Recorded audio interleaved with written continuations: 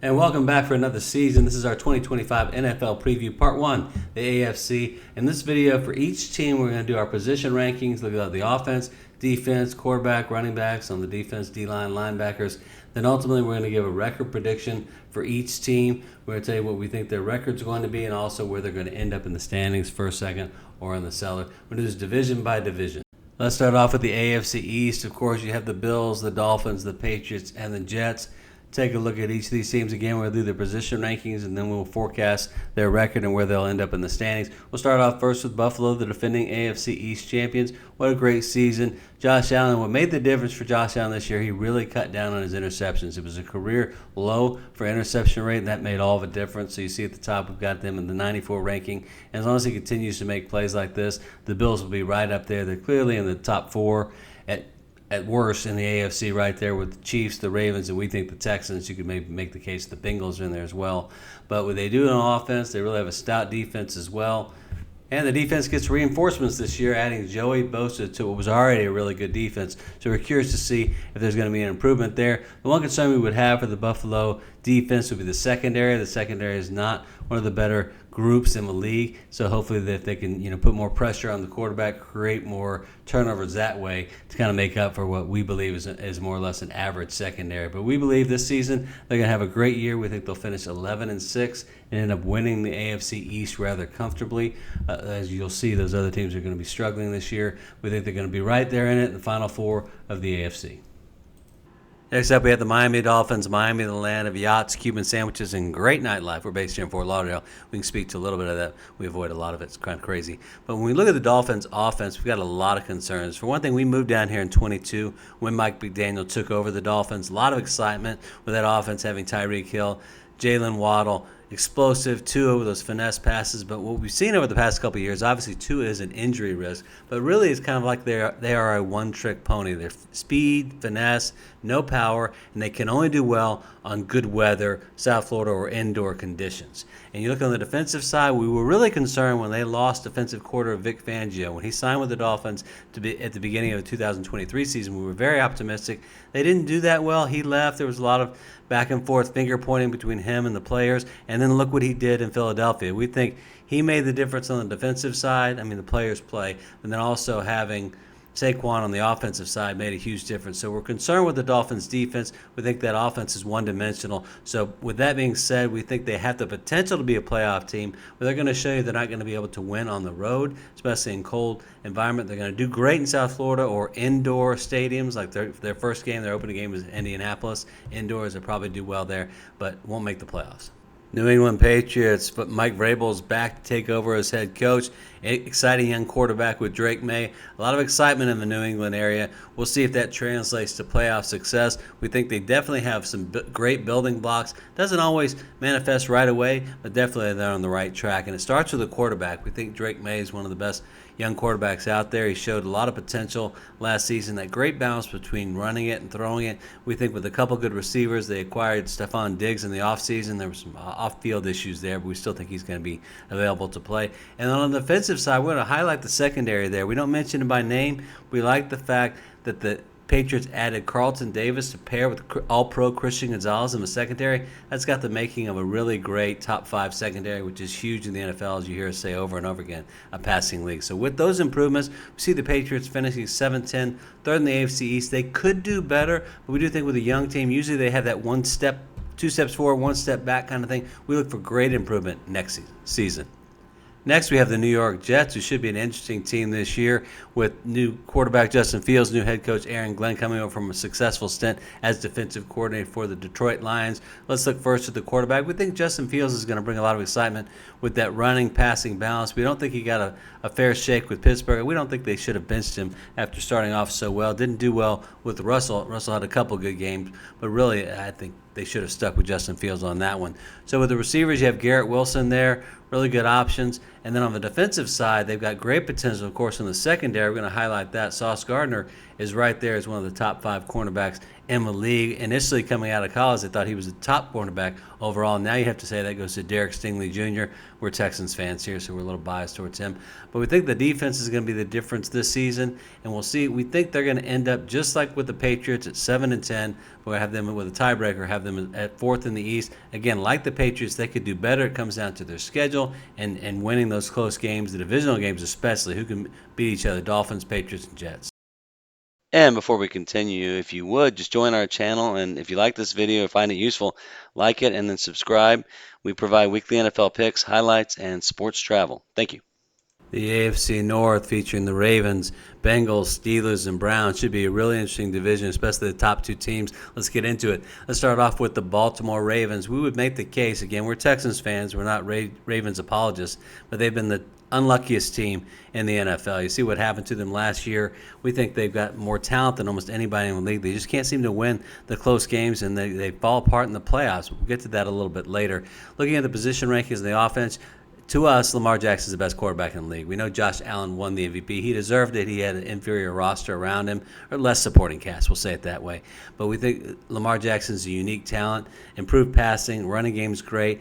This year, the receivers, though, getting Zay Flowers back from injury might make a huge difference. Then on defense, let's look down the bottom left. Secondary, they added Jair Alexander. Just recently added him to pair with Kyle Hamilton, all-pro talent safety. We think that secondary is going to be phenomenal to go with linebackers like Roquan Smith. I think this team is going to be great. We have them finishing 12-5. First in the AFC North. It's going to be a tough battle with the Bengals. We'll get to that in a bit. But we think the Ravens have more talent, truly, than anybody in the AFC. They're right there with the Bills, Chiefs, and we would also include the Texans in that group. But it's going to come down to winning the key games to see if they advance. The question, can a team lose its season in week 1? And the Bengals did exactly that with that tough loss to the New England Patriots. Destroyed a lot of survivor pools while they were at it. You look at their schedule, look at the very top. They lost 3 straight, including a tough, bad call against Kansas City. But then at the end, won 5 straight. Hottest team going into the postseason, but they didn't make it. Starting off at the top, we like Joe Burrow. Love the fact the receivers, Jamar Chase and T. Higgins, will re-sign. We think this offense could be even more explosive this season, be able to put up great scoring records. The key is for the Bengals, though, is defensive balance. We're really concerned with that defense, especially considering the fact that the best player, Trey Hendrickson, is not satisfied with his contract, looking for a new deal, could potentially be moved before the season starts. We're recording this in June, so a lot could change between now and then. But the one good thing that the Bengals have going for them is an easier schedule than the Ravens, their closest division rival. We think it's far easier than the Ravens' schedule. Only 8 games against playoff teams, and 4 of those are their AFC North rivals, the Ravens and the Steelers. So we think they have a shot there if they can take advantage of that schedule. Split the games with Baltimore. They lost twice against the Ravens last year. Both games they should have won. We think they will be at least 10-7, second in the North. We think this is a team that's got a great shot to win that division if they can play the Ravens well and take advantage of that softer schedule. Next, we head to Pittsburgh, the land of the 3 rivers and the Permane Brothers sandwiches. We had one of those down here in Fort Lauderdale. Unbelievable sandwiches, really good. We think the Steelers should have a very interesting season. We like the addition of Aaron Rodgers. The question is, can he make the difference, put them over the top? They've done well with average quarterback play. We're not sure that Aaron Rodgers is going to make that much of a difference. We do like the move. We think he's got some football left in him. We think he upgrades the position, and going along with a DK Metcalf should be an interesting offensive balance. We think he still had a lot last year. The Jets' issues really were not Aaron Rodgers. They had a lot of problems to go around, so we think this should be an exciting year. And then on defense, they're not as formidable as they've been in the years past. Of course, you've got T.J. Watt, you've got Alex Highsmith, but then the secondary and the defensive line, we describe them as good, not great. They're not the typical Tomlin defensive powerhouse team, so they could be taking advantage of there. Overall, we look at this team, we think they're going to be 9-8 and finish 3rd in the North just because of the fact that you've got the Ravens and Bengals in front of you. We think those games should be really electric. We're looking forward to all those AFC North division matchups. Should be a great season there.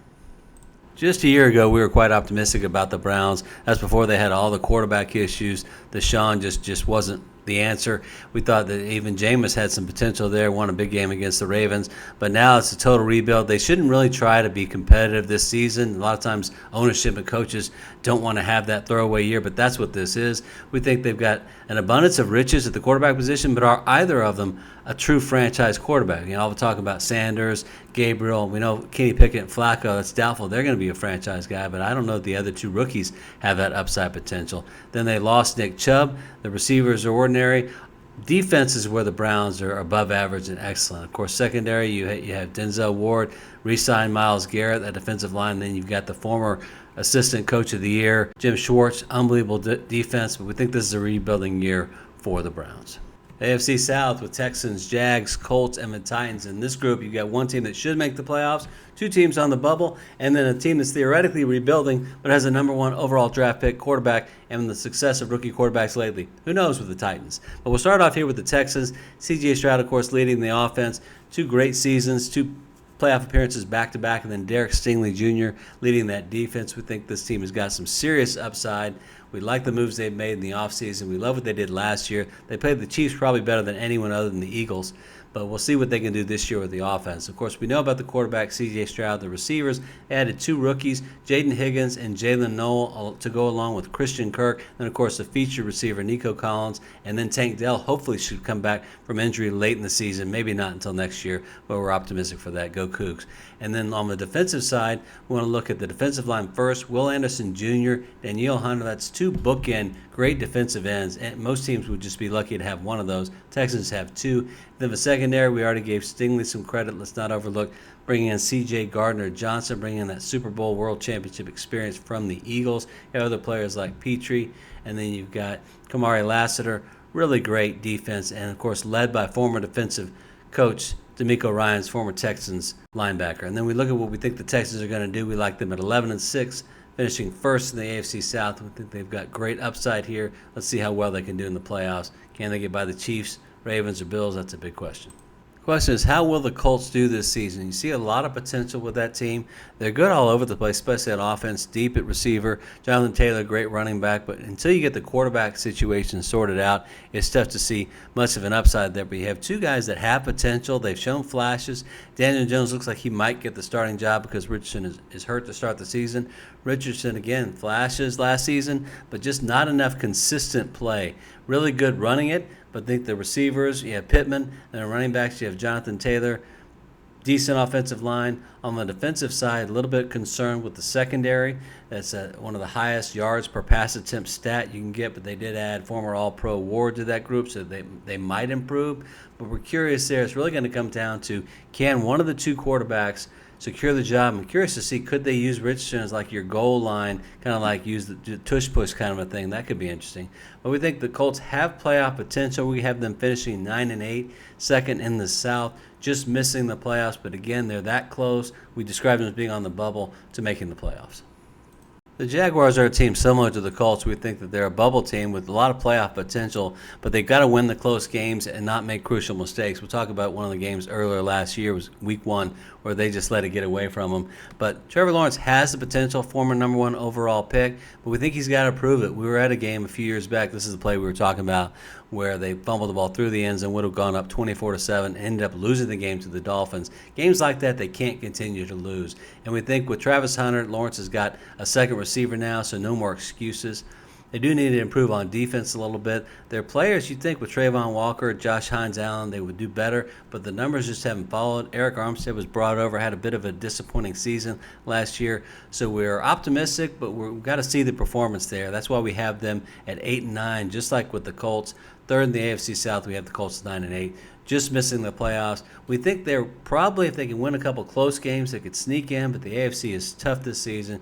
We think they're probably just a little bit out of playoff contention. Next, let's go to Nashville, home of country music and Nashville hot barbecue sandwiches, and the Tennessee Titans, who should no longer, in our opinion, be able to wear Houston Oilers throwbacks. Just saying.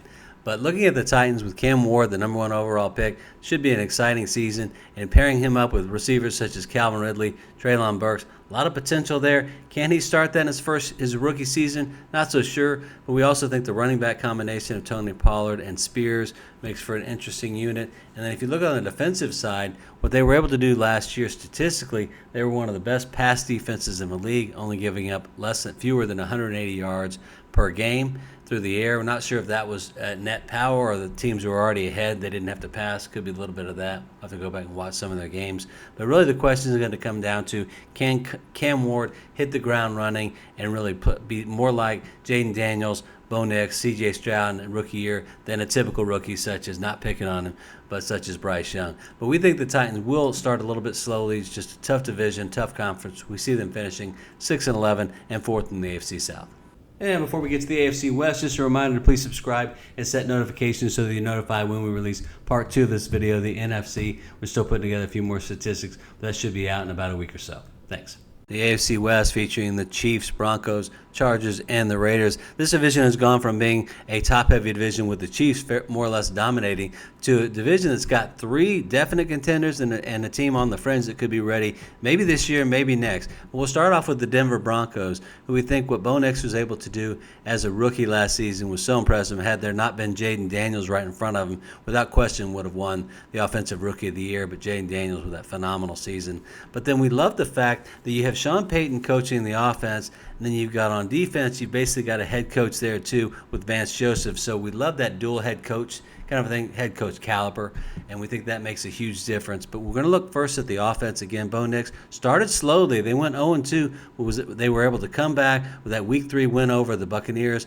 and then from then on, it was really a great performance pretty much the whole season, and until they got blown out in the playoff game against Buffalo. No shame there, losing to the MVP. But the receivers, adding Evan Ingram, we think is going to help Bo Nix quite a bit. We think that gives Sean Payton just another option. I think they need to get a little stronger at the running back position, and they have a great offensive line. So a lot of upside there for the Broncos. Then on defense, the defensive line was great last year. 2nd overall against the run and 6th against the pass. I think that's impressive. Of course, give credit to the secondary for that too. You've got an elite cornerback, Patrick Surtain II, and then they drafted Barron to reinforce the secondary units. We think that should be a strength of a team this year. And we think adding Dre Greenlaw, who was great with the 49ers, the guy that got hurt in the Super Bowl, tore his Achilles, just some bad luck there. But we think the Broncos are going to finish 10-7. You thought they were going to be first, right? 2nd in the AFC West. We're just not going to pick against the Chiefs yet. We think that'll come down to a tiebreak, and the Chiefs will somehow win the division. You know how it goes. And now the defending AFC Conference champions and recent Super Bowl winners, 3 in the past 5 or 6 years, Kansas City Chiefs, Patrick Mahomes, Andy Reid. What a combination. We did pick the Eagles in the Super Bowl. We thought they were a far better team, but that's no slight to Kansas City. They weren't 100%. They were missing Rashee Rice. We could tell that Kelsey was not 100%. And then in the playoff run, you could see they got the benefit of a lot of questionable calls, such as this one against my Texans. Yeah, a little bit of bias, but you got to admit, some of these calls were garbage. But we think the Chiefs are back. We think they've improved. Of course, you've always got Patrick Mahomes right there at the top. Having Rashee Rice come back, that's really going to be an improvement there. And then, of course, the Chiefs have become more of a defensive team in the past couple of seasons, and they actually did a great job against Saquon Barkley. It's kind of easy to overlook that because they got blown out in the Super Bowl, but they shut Barkley down.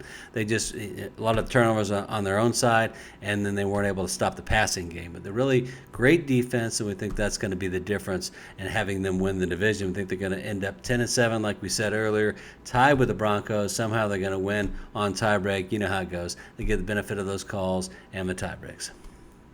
The LA Chargers. The LA Chargers, tough finish to what was otherwise a great season, and that playoff loss against the Texans. A lot of analysts were quoted as saying, we think Rex Ryan said the Chargers had a quote-unquote bye week going into that game, totally underrating what the Texans were able to do. We don't think that was more of a statement about the Chargers than it was about the Texans. We think Justin Herbert is still one of the top 10 quarterbacks in the league. He does tend to struggle in the playoffs. Has some bad luck, kind of like Dak Prescott, kind of like Lamar Jackson, just one of those players that just, I don't know what happens. But we like the fact that Jim Harbaugh wants to reestablish the run and then kind of protect Herbert and let him throw strategically. We saw that all last season. We love the strategy, and we think that prevented Herbert from getting hurt. Our concerns for the Chargers are not going to be on offense. We think with Herbert and a great running game, they're going to do fine. But on defense, losing Joey Bosa is going to hurt them. So they had issues in the secondary and linebacking unit, defensive line. They put up great numbers. We're not sure if the personnel will be there to back it up. So we have them finishing 9-8. 3rd in the AFC West. I think they're one of those teams that could go higher than that, could go lower than that. Really depends on, again, some close finishes.